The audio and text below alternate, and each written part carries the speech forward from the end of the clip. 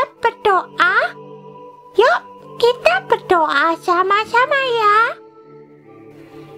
Tuhan Yesus, terima kasih. Kami akan memulai ibadah anak. Tuhan, berkati ibadah kami. Dalam nama Tuhan Yesus, kami berdoa. Amin. Teman-teman, kita mau nyanyi ya. Kita mau memuji Tuhan. Kita katakan hati senang. Yuk kita nyanyi sama-sama ya. Yang semangat ya. Yuk, ayo.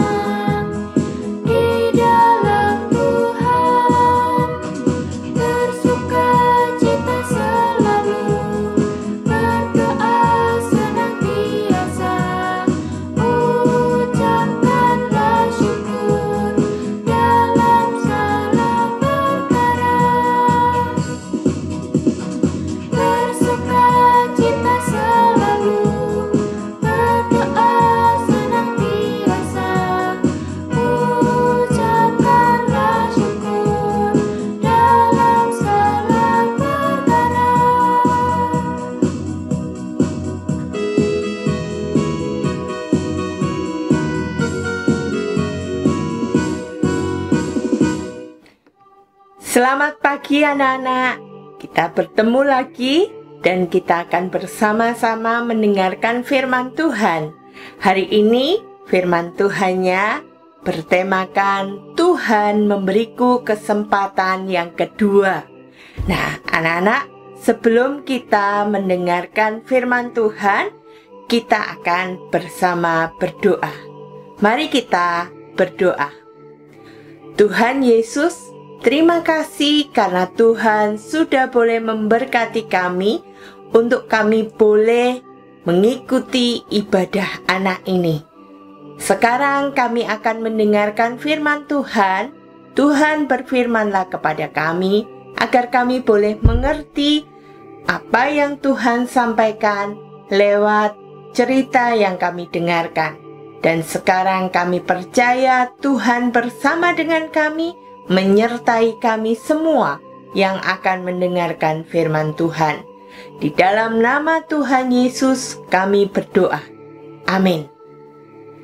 Anak-anak, kita akan merenungkan firman Tuhan dari kitab Keluaran, pasalnya yang ke-34, ayatnya yang pertama sampai dengan 35. Nah, anak-anak, sudah siap Alkitabnya? Kalau anak-anak sudah siap, nanti anak-anak bisa baca dari kitab Keluaran 34 ini.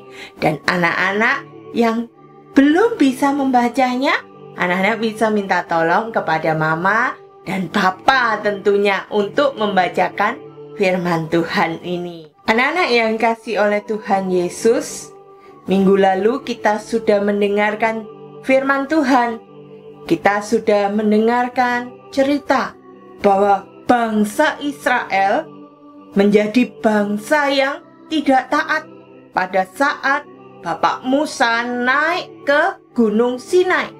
Anak-anak, Bapak Musa diperintahkan oleh Tuhan untuk naik ke Gunung Sinai. Tetapi bangsa Israel tidak sabar, tidak setia menunggu Bapak Musa untuk mendapatkan perintah dari Tuhan.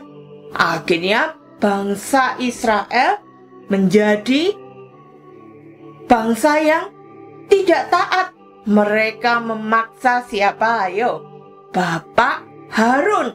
Bapak Harun dipaksa membuatkan patung anak lembu emas untuk mereka bisa menyembah. Karena bagi mereka, bagi bangsa Israel, mereka, waduh kok lama ya Pak Musa ini nggak turun-turun, jadi kita nggak bisa beribadah. Wah, anak-anak akhirnya mereka membuat patung anak lembu emas. Dan kemudian ketika Bapak Musa turun, wah, Bapak Musa marah. Tetapi ketika Bapak Musa marah, itu sebenarnya yang marah siapa? Tuhan. Tuhan sedih dan marah melihat bangsa Israel tidak setia. Bangsa Israel tidak taat. Wah, akhirnya karena marahnya, Bapak Musa yang turun membawa 2 loh batu.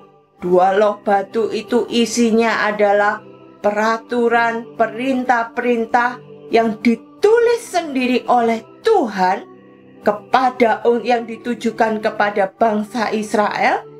Itu akhirnya sama Bapak Musa dilempar.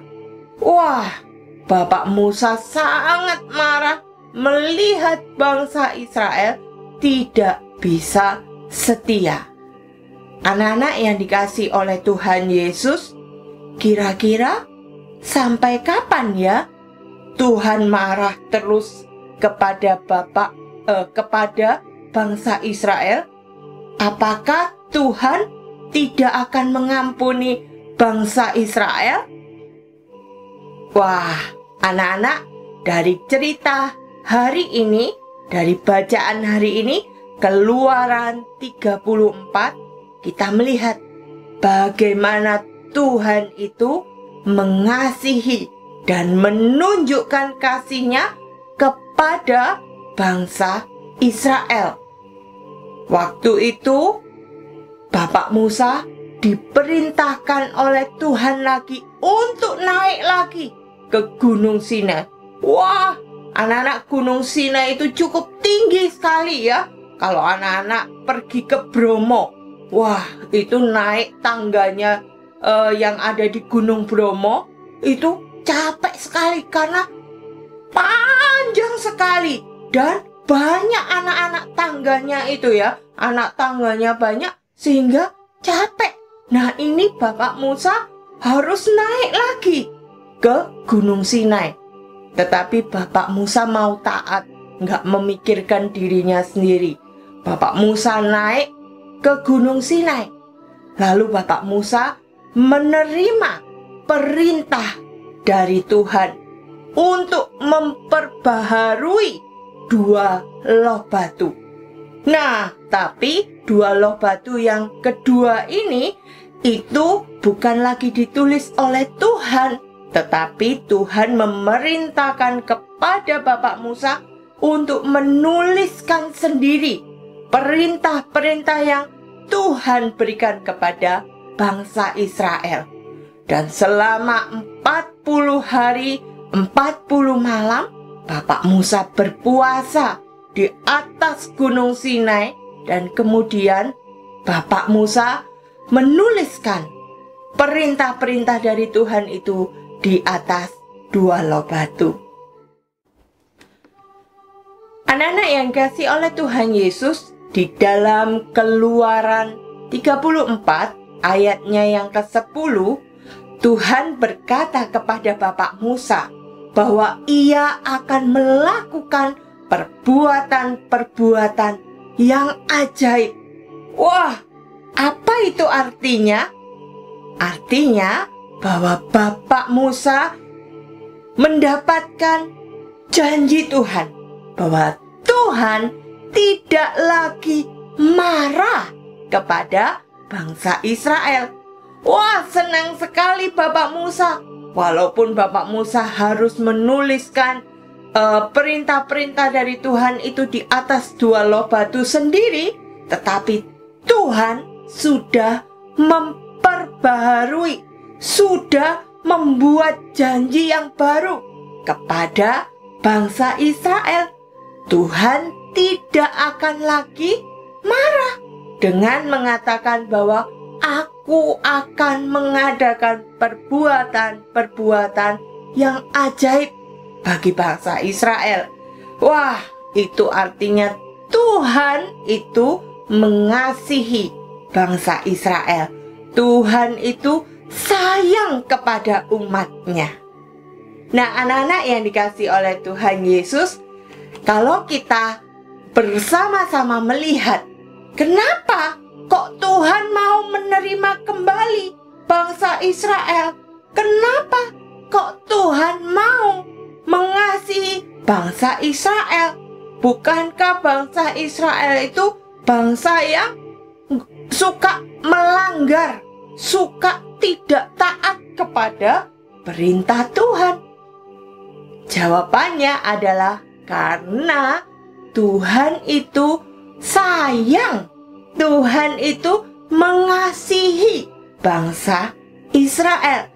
Tuhan mengasihi umatnya.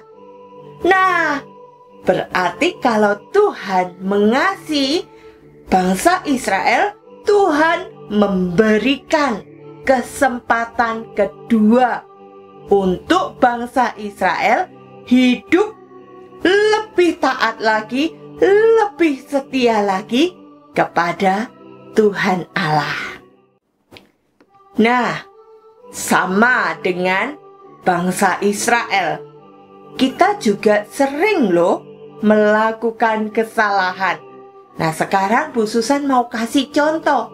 Misalnya, anak-anak. Sekarang kan anak-anak belajar di rumah, tinggal di rumah. Anak-anak sekolahnya dari rumah. Nah, ketika sudah malam, sudah selesai belajar, sudah hampir jam 10, orang tua anak-anak atau mama atau papa itu mengingatkan, ayo sudah malam, sekarang waktunya tidur. Jangan main terus, jangan nonton terus, nanti tidak bisa bangun. Nah, anak-anak, karena mama sudah mengingatkan seperti itu, tapi giliran waktunya tidur, anak-anak tidak segera tidur. Anak-anak tidak segera untuk beristirahat. Anak-anak masih bermain game. Anak-anak masih nonton. Mungkin nonton film-film ya. Nah, anak-anak, akhirnya anak-anak besoknya terlambat bangun. Ketika dibangunin orang tua anak-anak membangunkan, anak-anak masih bilang, Ma, masih ngantuk. Ma nggak mau. Tambah 10 menit lagi. Supaya bisa lebih lama tidurnya. Nah, akhirnya mama sama papa mulai mulai marah, mulai mengomel. Wah, anak-anak bilang, mama ini nggak sayang. Tunggu dulu. Siapa yang nggak sayang? Anak-anak, bukankah anak-anak tadi sudah diingatkan oleh mama atau papa untuk tidur tepat waktu. Tetapi karena keasikan main game, keasikan nonton, sehingga lupa segalanya. Nah, anak-anak, itu juga termasuk kita melakukan kesalahan. Atau mungkin anak-anak yang masih kecil.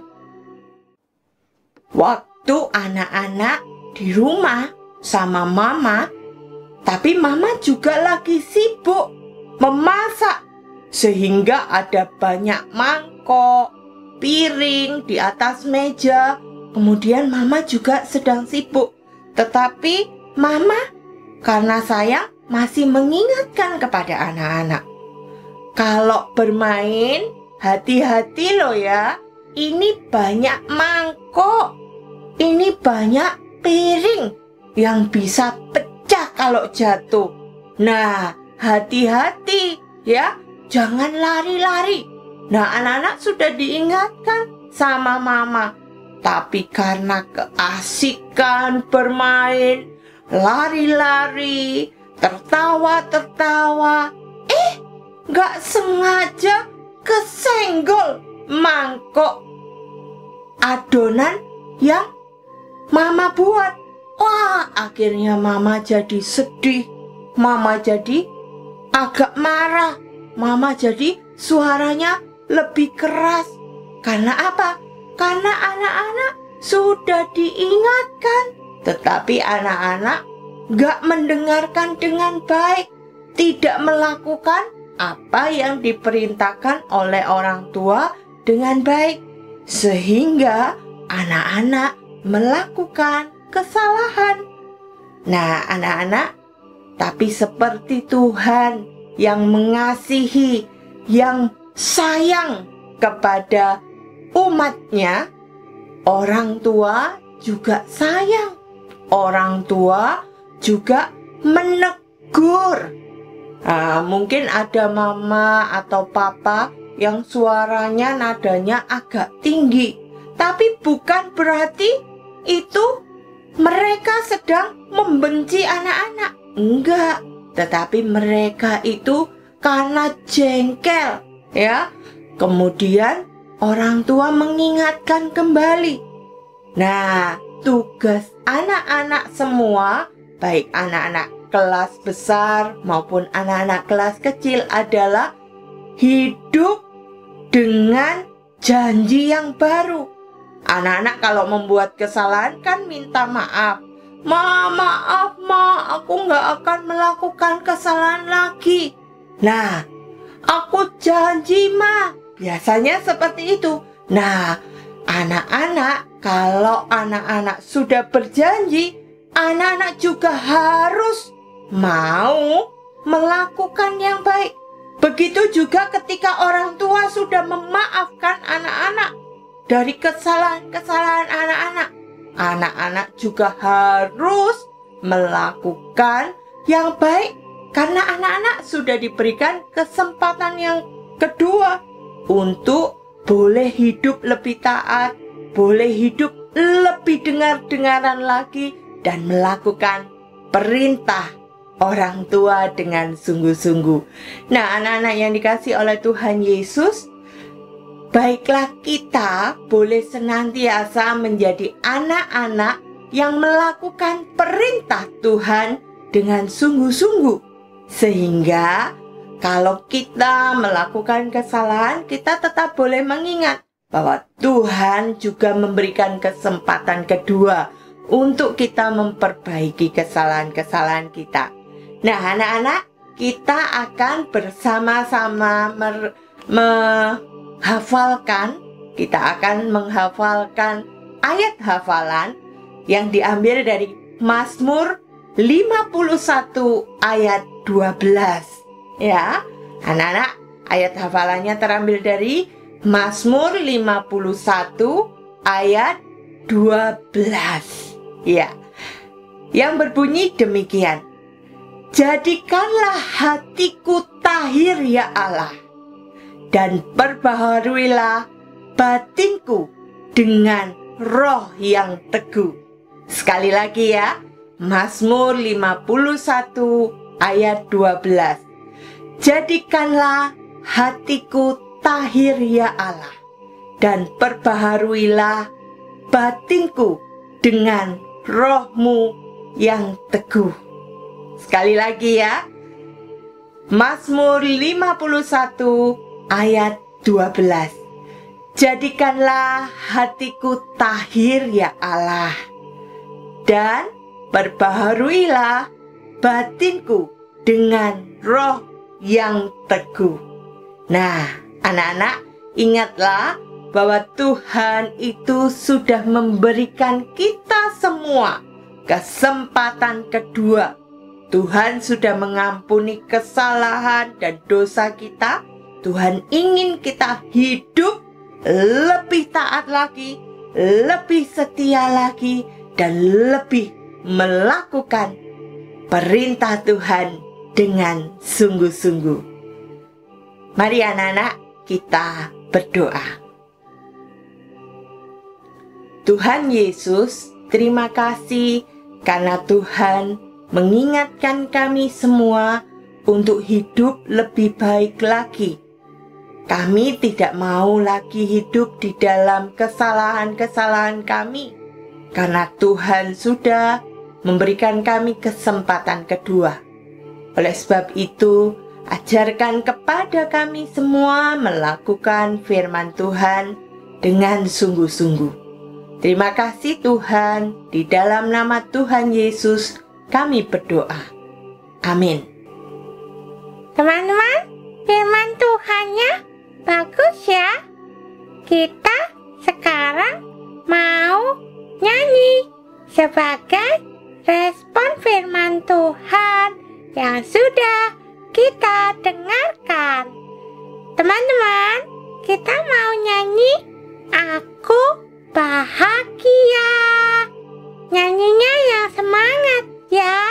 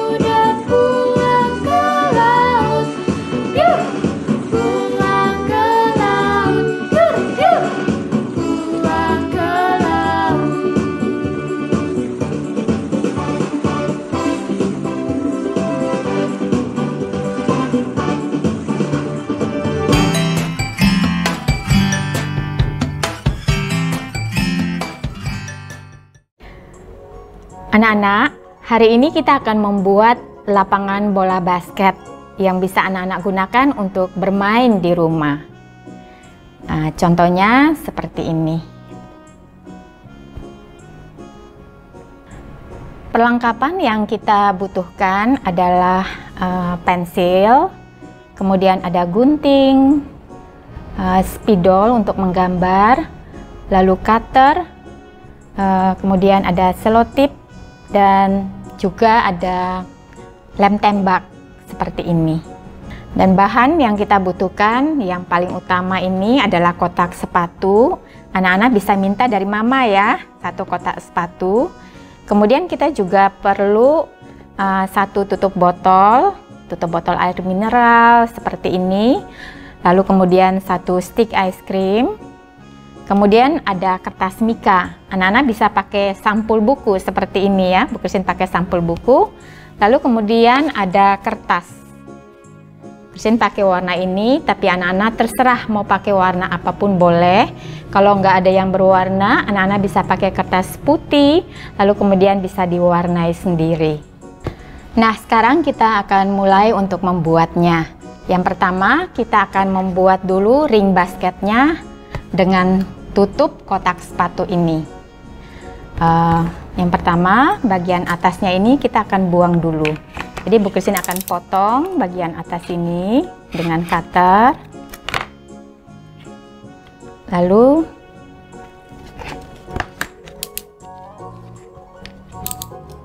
ini akan kita buang. Anak-anak juga bisa gunakan gunting ya.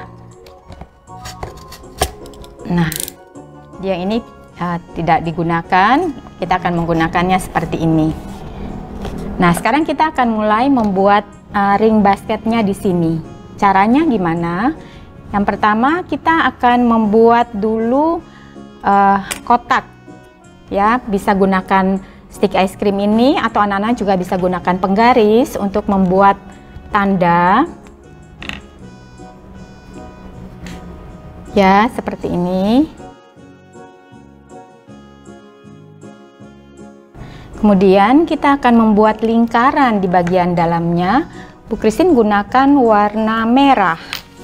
Ya, anak-anak dengan gunting, anak-anak membuat lingkaran.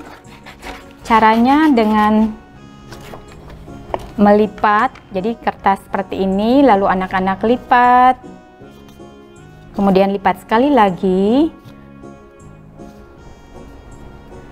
kemudian anak-anak mengguntingnya untuk membuat lingkaran. Terlalu besar ya, kira-kira 4 cm diameternya ya. Nah, seperti ini lingkarannya. Anak-anak, kemudian kita akan menempelkannya di posisi ini. Maaf tadi Bu Christine lupa, kita juga membutuhkan lem. Kita tempelkan di situ posisinya ya, untuk membuat area syutingnya. Oke. Lalu kita juga membutuhkan satu bulatan putih dengan cara yang sama, tapi lebih kecil. Anak-anak bisa buat juga lingkarannya ya. Kira-kira diameter 1,5 cm. Seperti ini ya. Lalu kemudian kita juga tempelkan ke bagian tengahnya.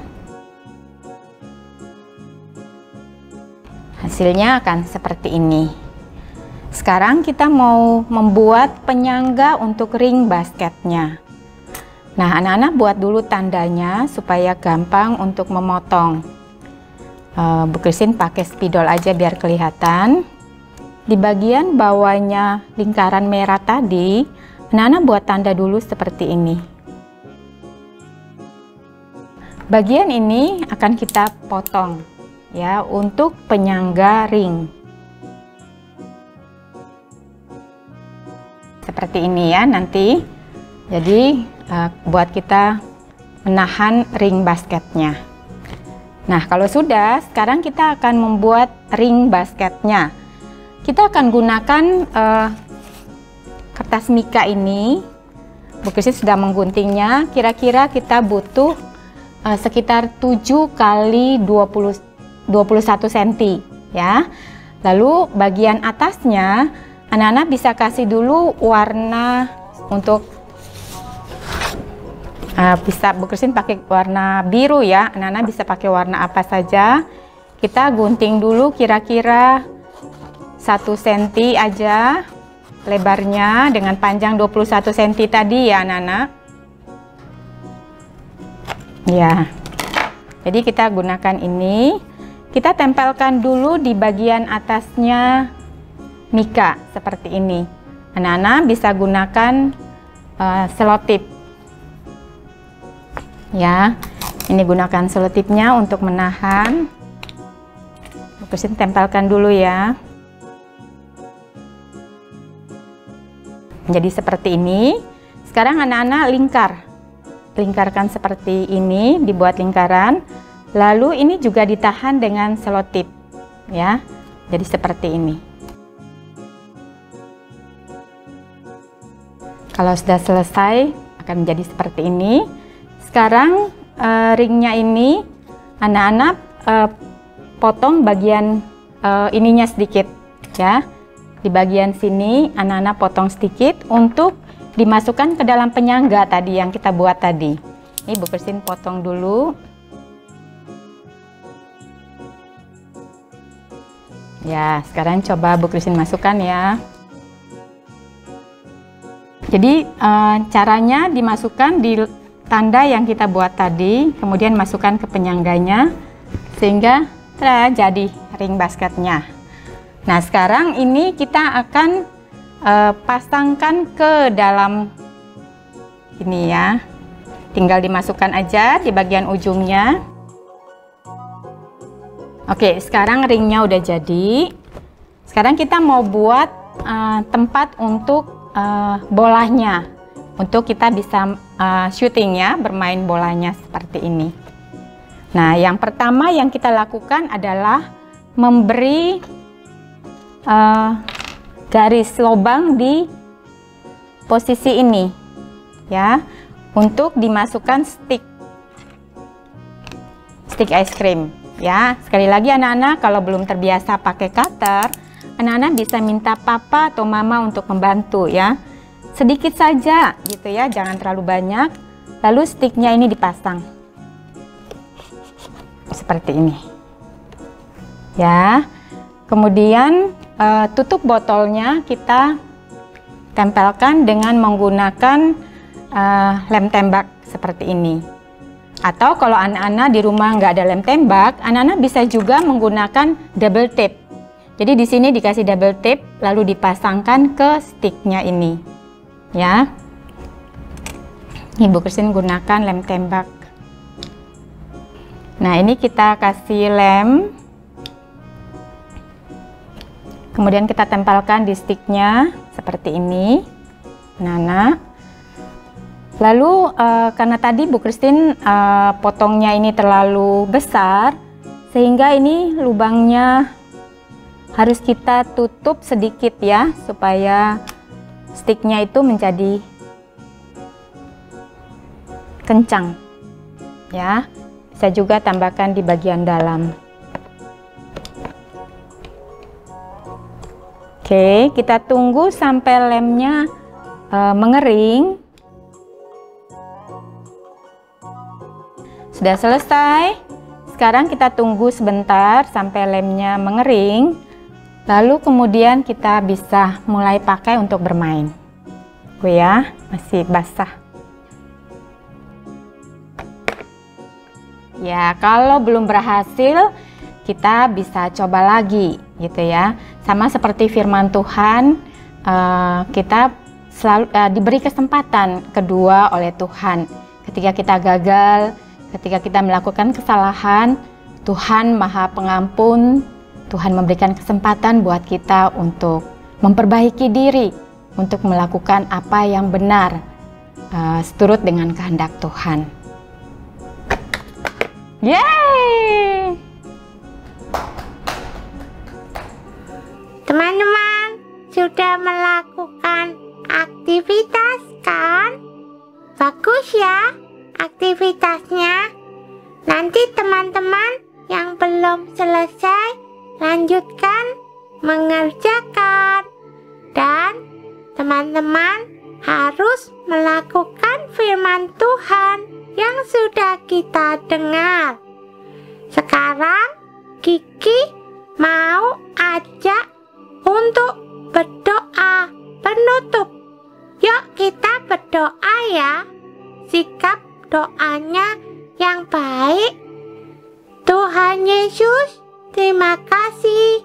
Tuhan sudah memimpin ibadah kami. Sekarang kami mau mengakhirinya. Tuhan berkati kami semua. Terima kasih Tuhan. Dalam nama Tuhan Yesus kami berdoa. Amin.